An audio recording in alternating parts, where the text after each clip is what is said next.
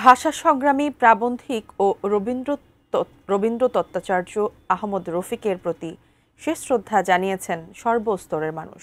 সকালে ভাষা সংগ্রামী আহমদ রফিকের মরদেহ কেন্দ্রীয় শহীদ মিনারে নেওয়া হয় সর্বসাধারণের শ্রদ্ধার জন্য।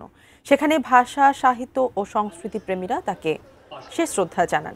প্রথমে সংস্কৃতি বিষয়ক মন্ত্রণালয়, বাংলা একাডেমি এবং গণসাংস্কৃতিক জোট সহ একাধিক সরকারি ও বেসরকারি প্রতিষ্ঠানের পক্ষ থেকে শ্রদ্ধা জানানো হয়। পরে বিভিন্ন রাজনৈতিক দল ও সংগঠনের নেতাকর্মীরাও ভাষা সৈনিক আহমদ রফিকের প্রতি তাদের শ্রদ্ধা নিবেদন করেন। শ্রদ্ধা নিবেদন শেষে শোকযাত্রার মরদেহ নেওয়া হয় ইব্রাহিম মেডিকেল কলেজ হাসপাতালে।